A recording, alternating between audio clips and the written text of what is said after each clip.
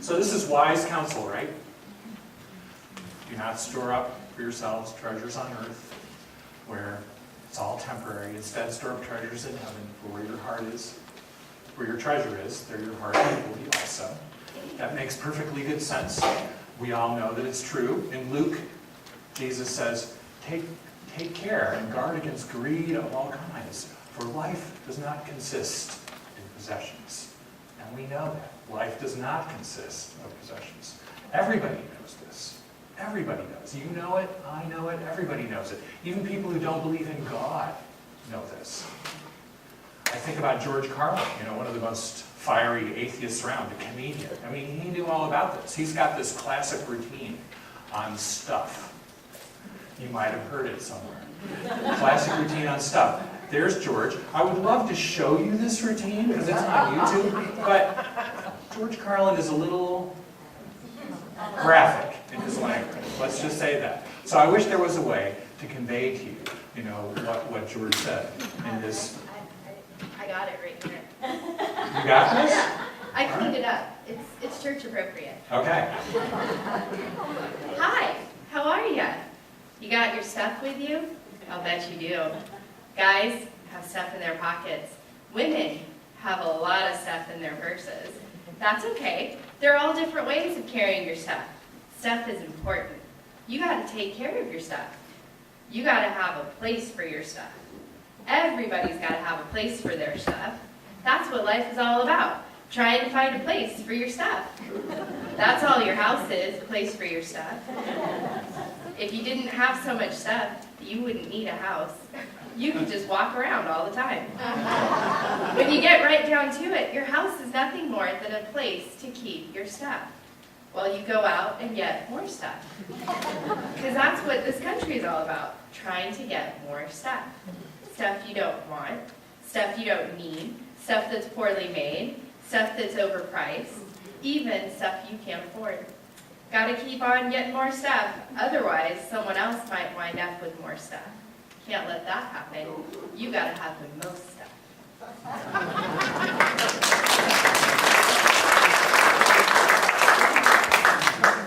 Who knew Eileen could do stand-up?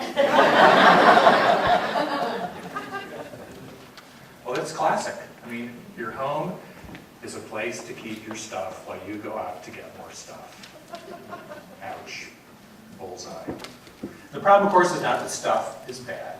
Stuff is just stuff. The problem is, do you own your stuff, or does your stuff own you? Good question. Good question. I had a friend named Rusty who moved away from the church I was serving, but he worked for one of those big companies, and he knew that he was going to get transferred back in a couple of years. So he kept giving to the church all the time he was gone, and he gave every week. Every week, a little envelope would come in the mail to the financial secretary from Rusty, and he would write a little note. And I didn't see the checks, but I would get the notes. The financial secretary would give me the notes. And once he wrote down about how he liked sitting down every week to pay his bills, and he always wrote the check to the church first. Very intentionally. It was his way of saying that all the things of this world didn't come first, that God came first. It was his way of saying that before anything else got a piece of him, God got a piece of him. It was his way of saying that he wasn't owned by anyone or anything else except the God who'd made him in the beginning. He actually enjoyed writing that check, he said, because it reminded him of who he was. I've been thinking about my friend Rusty lately, as I've been thinking about what we're going to do in our home about this Forward in Faith campaign. Kathy and I have been praying that prayer, oh Lord, what would you do through me to accomplish your vision for our church? Help me to discern a sacrifice that's meaningful and joyful. And that takes some thinking about, that takes some praying. Now Jeff, our Presbyterian minister consultant, he urged me to do something I've never done before, just tell you what we're thinking about giving. To which I said, really? To which he said, really? You should do this. I don't know if that's a good decision or not, but I'm going to try it, and you can tell me later what you think. So first of all, Kathy and I tithe. We always give 10% of what we receive. 2/3, 3/4 of that comes to church. The rest goes to charities that we believe are doing God's work, like sexual assault centers, to which our family has a personal connection, and Hands of Peace, and Interfaith Community Services. They're helping those who have the least in our society. So we do that. There have been years where that was tough, where we didn't quite hit that 10% when we had kids, 2 kids, or even 3 one year in college, because the one kid I said had to get out in 4 years, of course, took 5. So there were times that was tough, but that's what we aim and pretty much usually do. Second, I know many of you have given generously to building campaigns here before. And we were part of a growing church in Illinois, so Kathy and I have been giving to building campaigns for like 20 years now.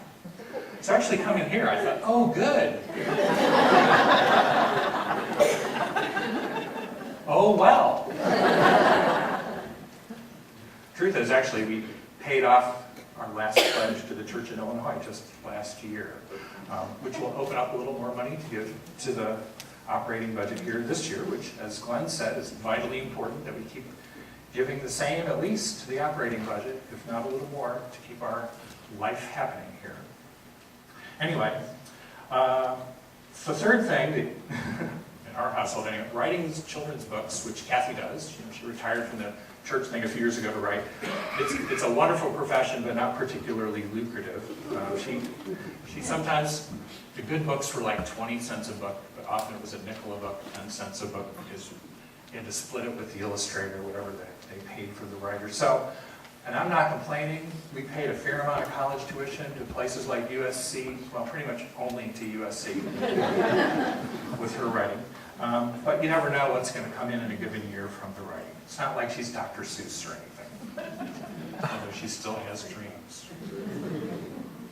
So as we're figuring out how do we give over and above what we're already doing to Forward in Faith, we had a couple realizations. One was that last fall, we got sort of lucky and we refinanced our home after only living here for a couple of years. And that saved like $200 a month. Well, you know, as soon as we saved $200 a month, we immediately had plans for that money.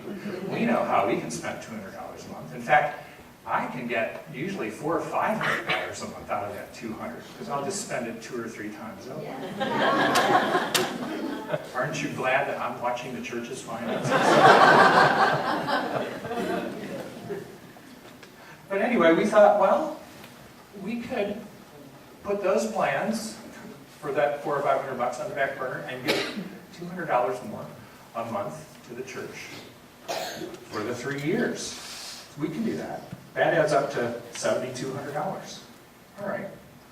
Then there's all this talk, I hear people talking about giving stock to the church, because you know when you give stock, then you don't have to pay capital gains tax. Whatever the stock has risen. The stock market, I think, is doing fairly well.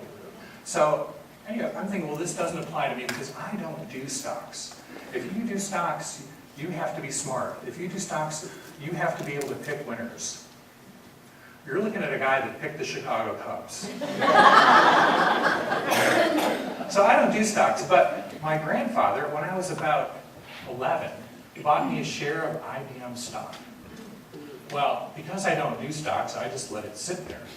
So that's what? I don't know, 40-some years of sitting there.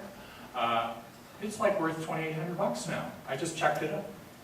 That's not bad. So you add that together, we're at 10 grand. Kathy's writing, we don't know what she'll be in, but there's another, at least a couple grand there. So we're at 12 right now. We're thinking maybe more to pledge. Certainly probably be able to give more. That's where we are as we pray this prayer. So why am I telling you this? I'm not telling you what to give or how to do this at all. All I'm inviting you to do is to take Forward in Faith seriously enough to not just write a number down on that pledge card, but to really pray the prayer and really think about it. Really think about what this church means, about how this can advance what we're doing, how this can ensure a future It might cost you some earthly treasures, but if your heart is in making a difference in God's world, then that won't be a bad thing. You might not mind a bit, like my friend Rusty, who writes that first check every month to the church. It just might be a joy. So recently I read a story about a woman named Rachel and her very young friend Kenny. And Kenny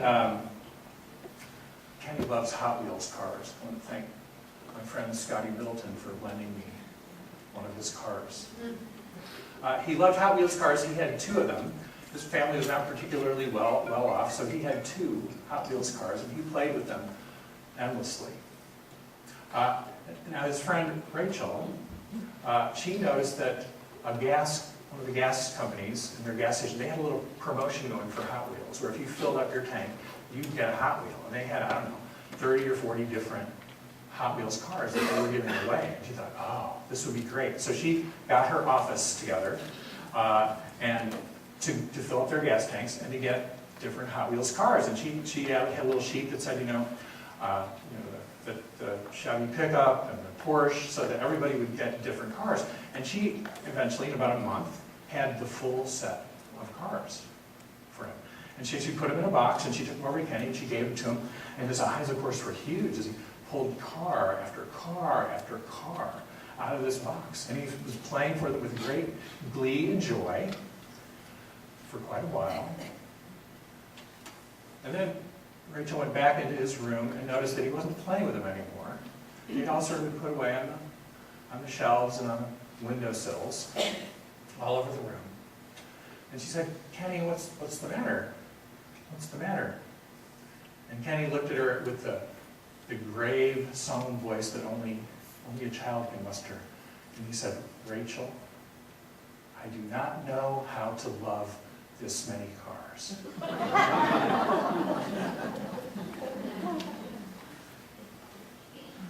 And as she tells the story, she says, ever since Kenny said that, I have tried not to have more Hot Wheels than I can love. Arthur Ashe said, we make a living by what we get, but we make a life out of what we give. Where your treasure is, there will your heart be also. Pray with me. Oh Lord, let us put our treasure, not only our dollars, but our time, our abilities, our skills, our commitment. Let us put all of that in your hands. In your hands. So that your love, so that your hope, so that your grace may be real to more and more people in this corner of the world and to us. In our Savior's name we pray. Amen.